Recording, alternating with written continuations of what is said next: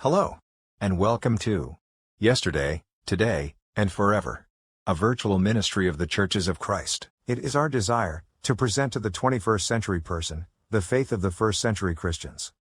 We seek unity through the acceptance of the faith that was once and for all time delivered unto the saints, a system of faith which first began to be spoken by our Lord prior to his crucifixion, and was later confirmed to the saints by the apostles and inspired writers of the New Testament. Thus a faith from yesterday to today and into forever. Our speaker is Brian Barrett, who preaches for the church at Bear Branch, in Spurlockville, West Virginia. We encourage all persons interested in the faith of our fathers to open their Bibles, as we search the Scriptures, for these eternal truths, which can lead Christians back into unity as the family of God. Now, here is Brian. This morning we're studying in the book of John, chapter 19. John chapter 19, verse 1.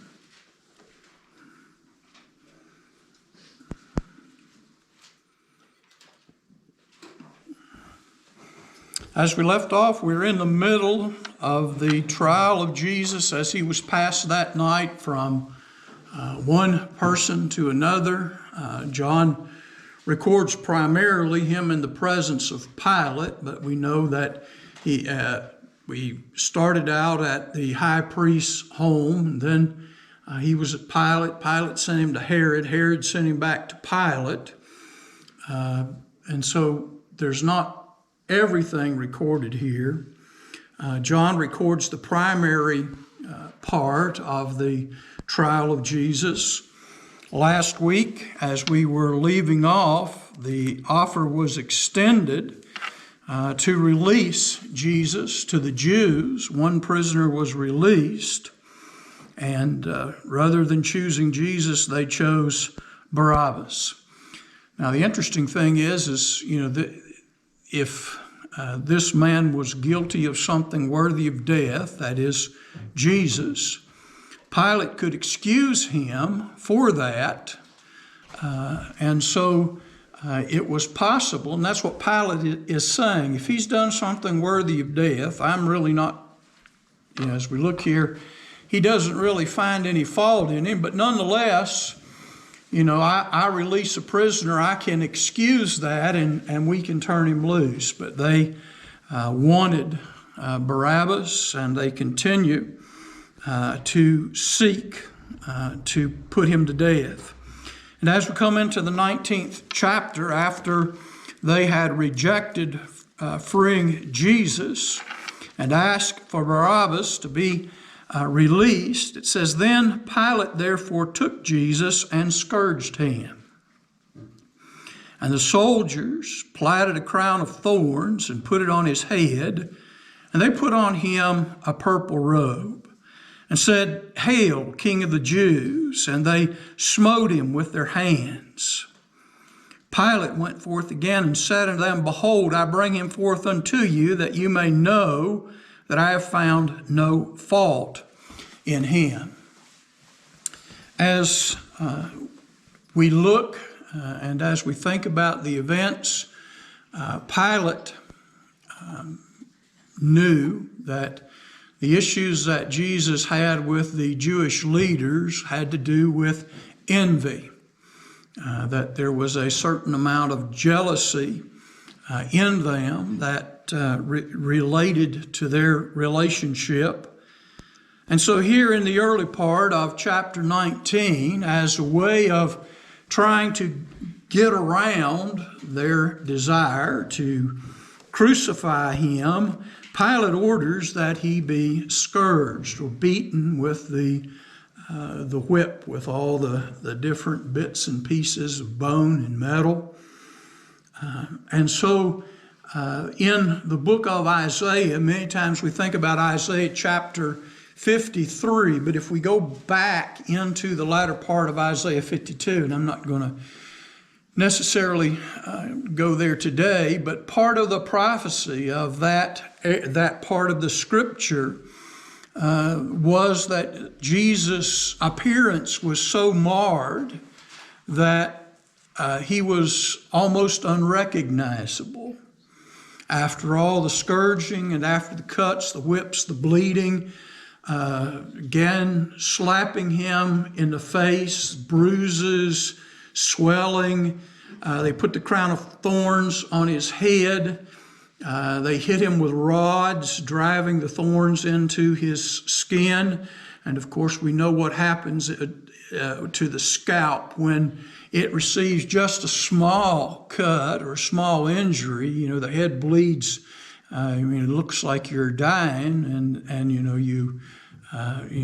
all the blood. There's a lot of capillaries and veins and all that are there. And so in bringing Jesus back out to them, the Jesus that they arrested and they brought to Pilate versus the Jesus that Pilate brings back out to show them, his appearance has drastically changed in just a matter of whatever the time was. Now, we know it was early in the morning, and we know that the crucifixion started about 9 o'clock. So again, whatever they did to him, it took some time, but again, still early in the morning when all of this happened. You know, as I have read, most of us, when we think about the crown of thorns, we think about these big, thick, thorn bushy kind of thorns.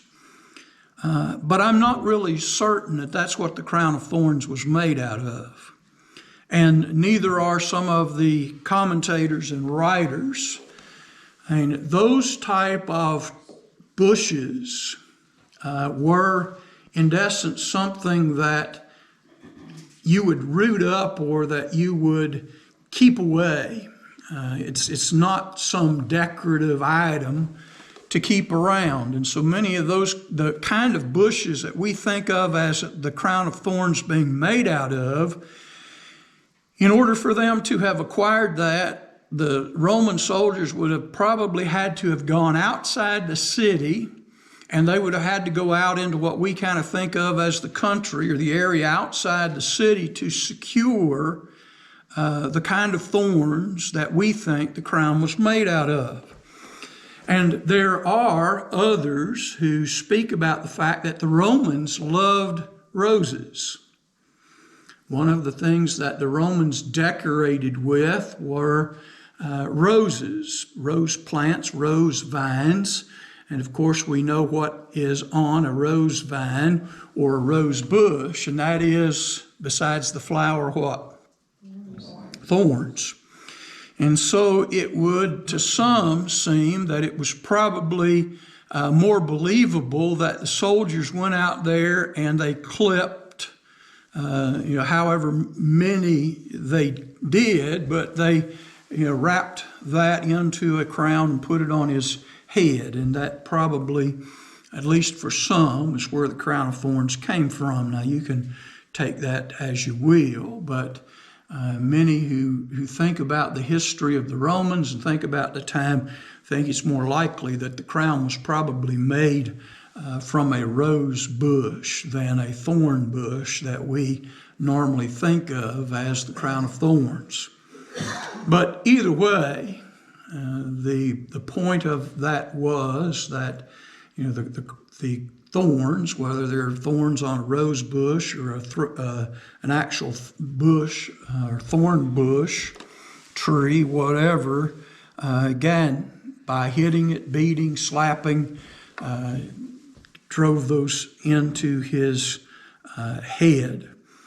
And so as we look here in verse 4, he went forth again and said unto him, Behold, I bring him forth to you that ye may know that I find no fault in him.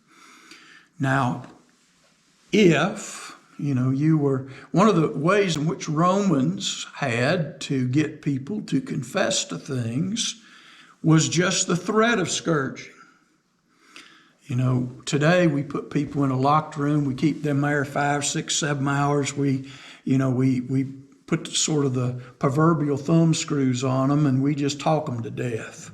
Romans, when they had a prisoner and he wouldn't give up the goods, so to speak. He wouldn't tell them what they wanted to hear.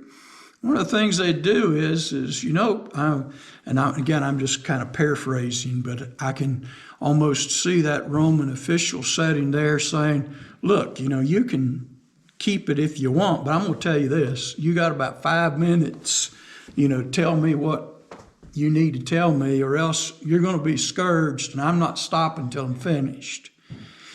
That in and of itself had great implications. And then once one went through the scourging, even in the midst of it, people begging, desiring that it stop, because the pain, the destruction of the flesh was so severe that even if you were willing to be stubborn enough to start, many would spill the beans in the midst of that. Jesus went through the scourging again without confessing any terrible thing. Pilate couldn't get him to tell him any terrible thing he had done. And the only thing that the Jewish leaders were really telling him was that he made himself king.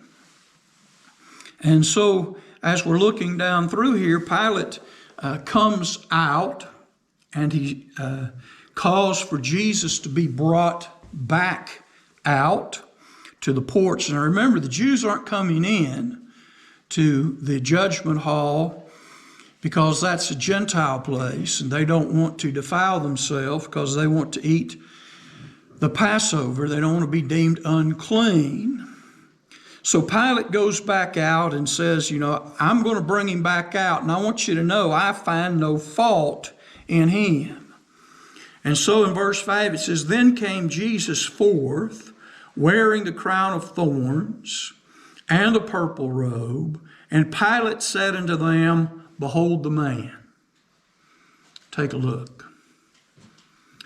And keeping with the prophecy, as I said, there in Isaiah 52, especially the latter part of Isaiah 52, him being so marred, his appearance so different from what it was the previous day and the previous evening, even before the Romans got a hold of him.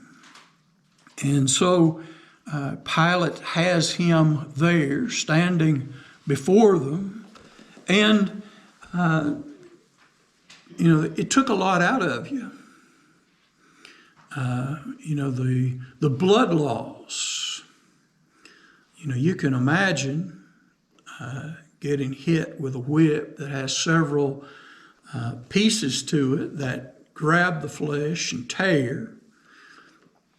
And you can imagine after all of the scourging and the stripes given to him, as he began to lose blood, the violence, and that's what we're talking about. There is a violence in that.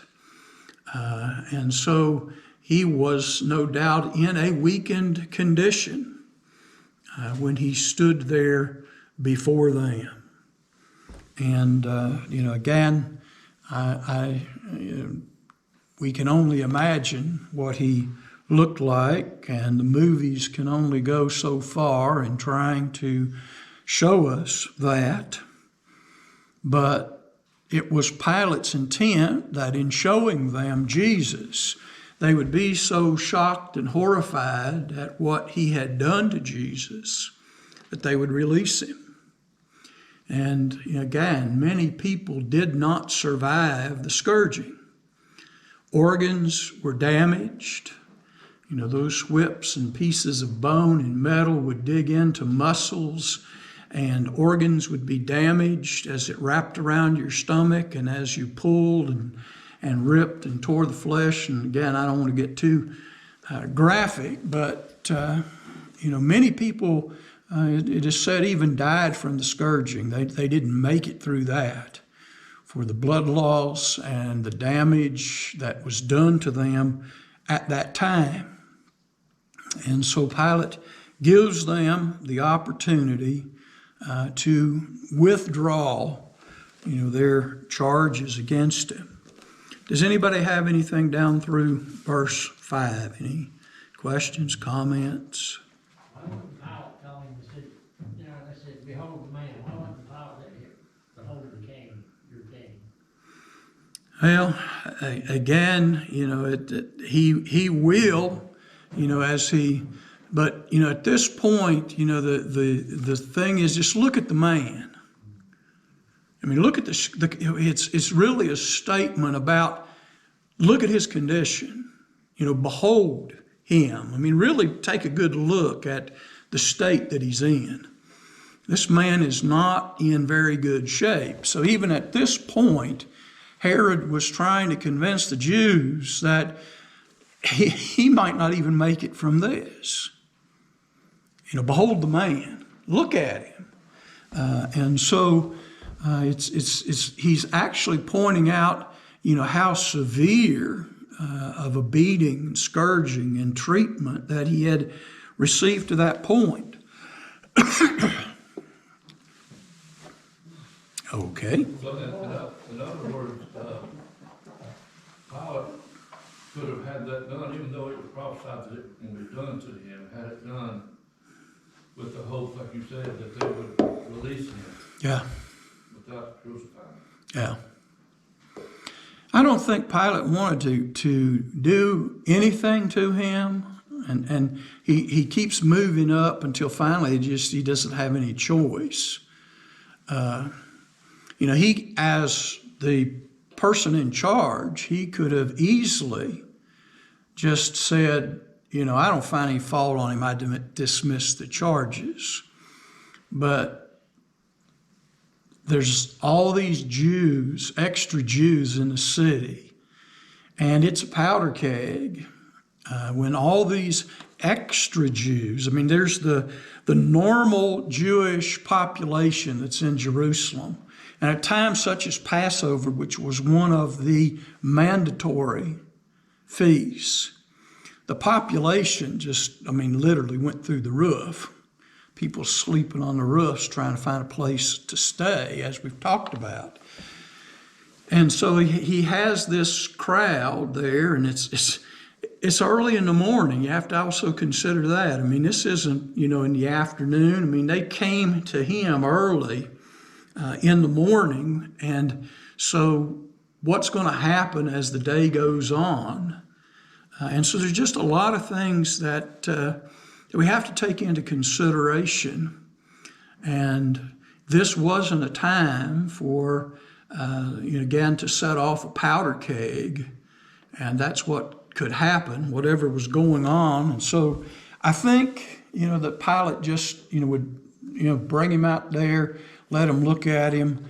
And, he may not even live, that's good. They wanted blood. And Pilate gave them blood, but they wanted even more. They wanted him crucified. They wanted him put to death. And when the chief priests, therefore, and the officers saw him, and again, these are the officers from the temple. This is the temple guards who have been in charge of him that night, and the Jewish leaders that were there, the chief priests. They cried out, saying, crucify him, crucify him. And Pilate said unto them, take ye him and crucify him, for I find no fault in him. Now again, that's, it's an interesting thing. But Pilate says, you go and crucify him. So technically, Pilate gave them permission. They weren't allowed on their own, supposedly, to execute somebody. But at this point, Pilate says, well, you take him and crucify him. Crucifying somebody is not a pretty thing. Today, we have the pretty gold crosses and we use it as a symbol of Christianity. But being crucified was a pretty gruesome thing. And the suffering and all that went along with it was a terrible thing. And so in a way, Pilate says, well, then you take him and crucify him. Now, again, that could be read several different ways. You want him crucified, you do it. And so, in a way, Pilate kind of gave them permission. If they took him and they crucified him and Rome said anything, they could just say, well, Pilate told us we could. And so theoretically, they would have had Roman permission to do that. But Pilate, on the other hand, it's again, getting somebody to do your dirty work. It's one thing to pay somebody to kill somebody. It's another thing if you have to get personal with it yourself. Now, I'm not saying people can't, and people don't, for they do it all the time. But a lot of times people, they would never find it within themselves to deal with the gruesome matter of slitting somebody's throat or shooting them in the head and having to witness it and see it. They just want it all tidy and pay somebody else to do it for them. And so, Pilate wants, they're trying to put the blood on his hands. He wants to give Jesus back to them. And if they want to crucify him, let them take and deal with it. And so see what they're going to do. And once again, the idea seems to be that if they get a hold of him and they try to take him and crucify him, they're going to see how bad a shape he's in, and they're just basically going to leave him alone. But, yes? Is the Pilate playing judge here too?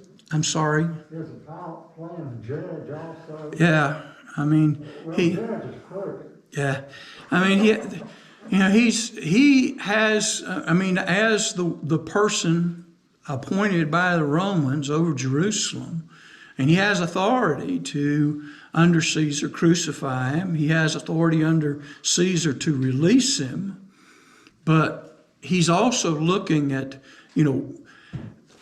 if the city of Jerusalem explodes at Passover, and we get into a battle here, Caesar's going to hear about it.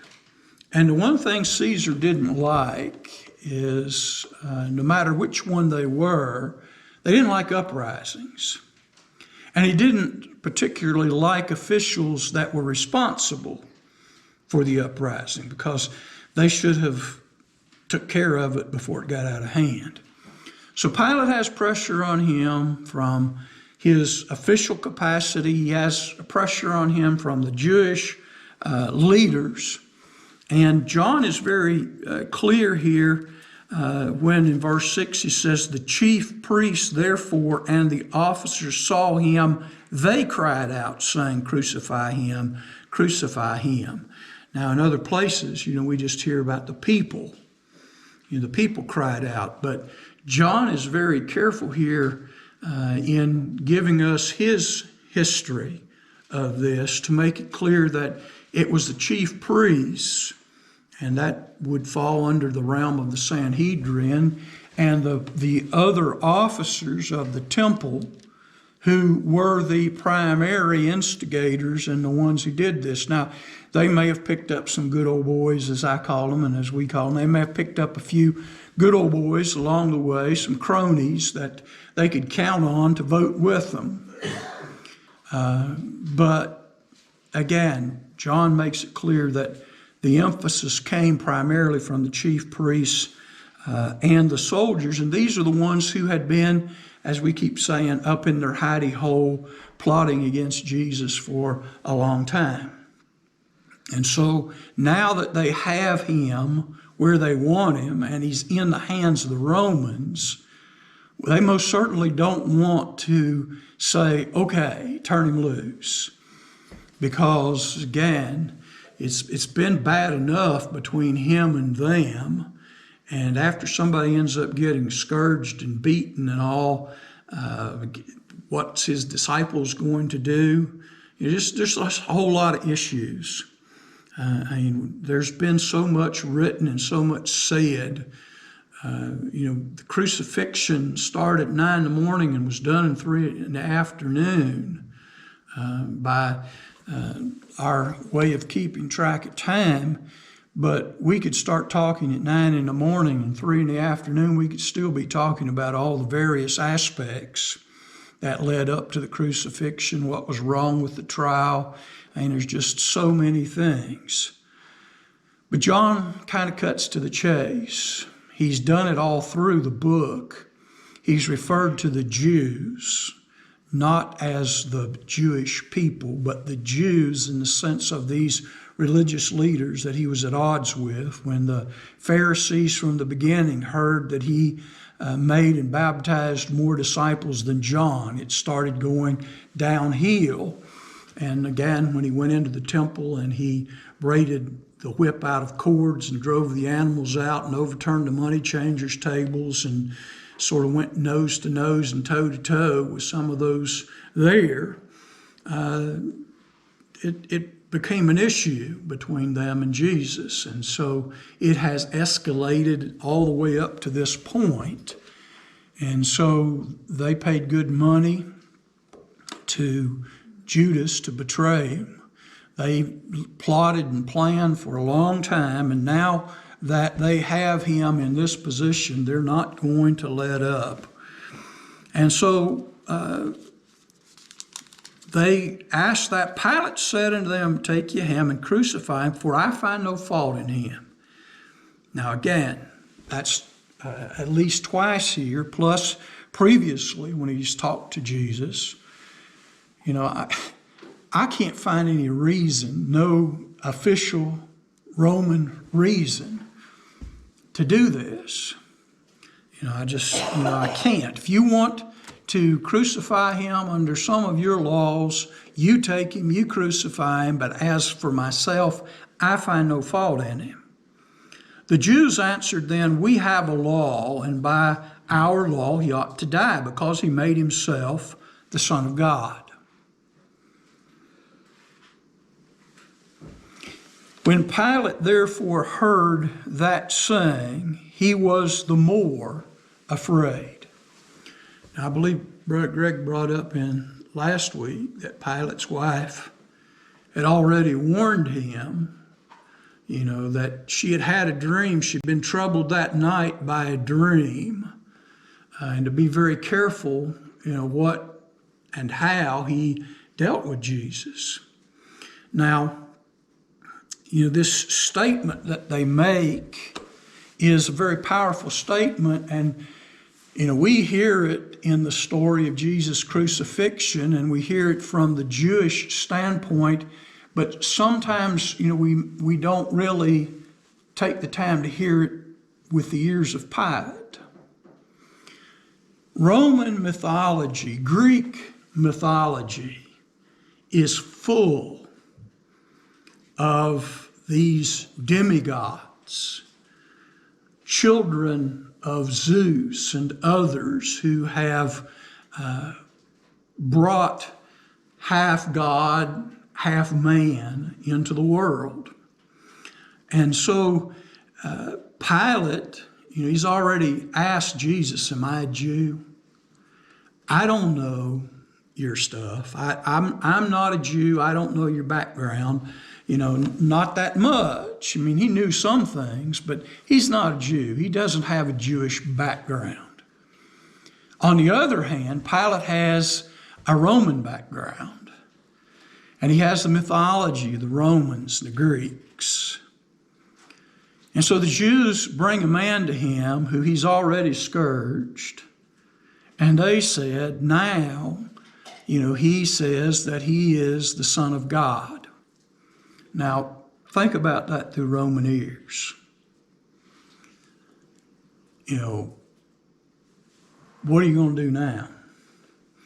If he is, he could do anything right now. To this point, he's been peaceful. We've beat him and he's not said a lot. But in Pilate's mind, if he is a son of one of the gods, and that's the way he's thinking, the god themselves might strike out. If he is the son of Zeus or one of the other gods that the Romans worshipped, we have beaten their son. We could literally bring the wrath of Zeus and all of the gods. Jupiter, again, Zeus, Jupiter, they're all, the same gods, Greek and Roman. So, Pilate's in a pretty bad way right now, at least the way he looks at it, because he's already been warned. His wife's already had a dream. And again, whether you're a Jew or whether you're a Roman, these dreams and all of that, people put a lot of stake in that. And now he's not just a man, but he claims to be the Son of God. And when Pilate heard that, it put him into a great deal of distress. And so we're told that in verse 9, and went again into the judgment hall and said unto Jesus, Whence art thou? But Jesus gave him no answer.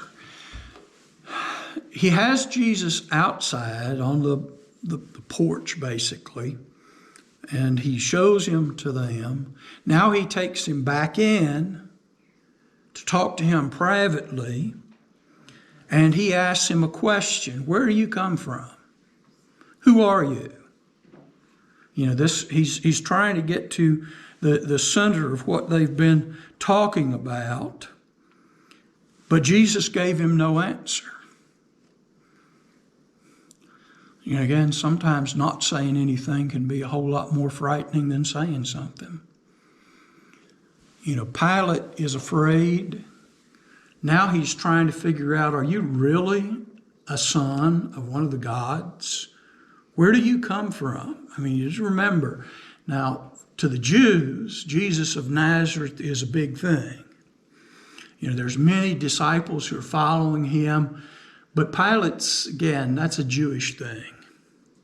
So Pilate's not as up to date on the Messiah thing and all of the part of the Jewish side that we think of in prophecy. Pilate's looking at it from the other side. Who are you? And again, he wants to know, where did you come from? Or did you come from here in the land? That your own countrymen have brought you here, but is that where you come from? He starts wanting to get answers to try to figure out, is he a demigod? Is he part man and part God? Is he like Hercules or one of the others? Is he going to tear the whole place down on top of them if something goes wrong, or lightning bolts going to come flying out of the heavens? There's a lot of stuff that Pilate's got, no doubt, going on in his head that many times we don't think about. And Jesus didn't give him an answer. Verse 10, Then said Pilate unto him, Speakest thou not unto me, or do you refuse? Are you still refusing to talk to me? Knowest thou not that I have power to crucify thee and have power to release thee? So he puts all of his power and his presence and all on the table there with Jesus. You really need to be answering my questions, because how you answer my questions could depend on whether you end up being crucified or whether I release you. Jesus answered, Thou couldst have no power at all against me, except it were given thee from above. Now, when Pilate thinks about above, again, he's thinking about Jupiter and all these kind of things. He's thinking about, again, his gods and all the power and authority and things that take place. And he says, Couldn't therefore he that delivered me unto thee hath the greater sin? And so Jesus doesn't say that he's not the Son of God, because he is the Son of God, but he doesn't say he is the Son of God. He just, in answering Pilate's question about what Pilate could and couldn't do, Jesus said you couldn't do anything unless you were given power and authority from above. And Jesus' short answer is, therefore those who delivered me unto you, they have the greater sin. So in an interesting way, without really doing it, Jesus kind of lets him off the hook. You know, those who delivered me to you, they have the greater sin. Whatever happens from this point on, Jesus says, they have the greater sin. So it's almost like he's saying God will hold them more accountable than he'll hold you for what's about to take place. And so in a way, listening to that from Roman ears, it's almost like Jesus let him off the hook, to do what he needed to do. Now, I'm not necessarily saying that he won't have to give an account for what he's done, but Jesus basically is telling him that the Jewish people who delivered him up has the greater sin.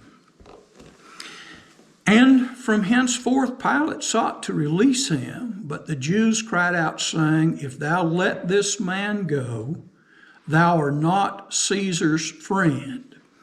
Whosoever maketh himself a king speaketh against Caesar.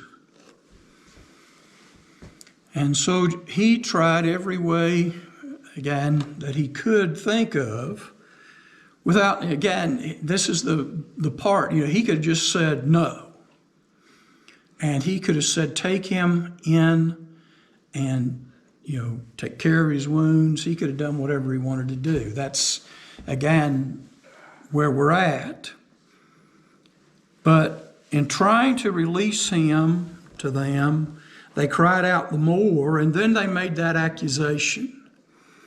He has already said that he's the king of the Jews, and anybody who makes themselves a king in place of Caesar speaks against Caesar. Now, this is getting into, if you're not careful what you do with him, it's kind of a thing. We're going to let Caesar know. If you let him go, we're going to let Caesar know that there was a guy who was trying to lead an insurrection and you didn't do anything about it. You're not a friend of Caesar. Therefore, you're not a friend of Caesar. We're going to let Caesar know that you're not his friend. That's what they're saying. And so with that, when Pilate heard that saying, when they really laid all their cards on the table and they made it clear that they were going to accuse him of not being a friend to Caesar and try to make themselves appear to be a greater friend than him. When they heard that saying, he brought Jesus and sat down in the judgment hall. And as we see, our time's up today, but as we see next week, we're going to see where again he passes sentence on Jesus that he be crucified and turns him over to the soldiers in order to do so. So we'll pick up at verse 13, Lord willing, next. God sent his only begotten Son to go to the cross to die for our sin. Well, Jesus already knew he was going to die, didn't he? So he done it himself. And again, it's one of those things where everybody had the freedom of choice. Everybody had free will. Nobody was made to do anything. They did ultimately what they felt, what they thought was the best thing to do. And of course, yes, Jesus knew that he had to go to the cross. And so ultimately that had to take place in order for us to. Yeah. Why not make this the day that you and your family seek out the Church of Christ in your community? We encourage you to attend one of our worship times or Bible studies. God's grace, truth, and salvation is truly worth finding and knowing. May God bless and keep you as we walk together in His truth. And remember, as always, the Churches of Christ salute you. Our new programs are posted to Facebook and YouTube on Thursday afternoon, and they should be available for viewing by 7 p.m. We also encourage our viewers to visit our website at www.thechurchesofchrist.life. We ask that you like us on Facebook and share our programs. On YouTube, please share and subscribe for notifications. This program was pre-recorded.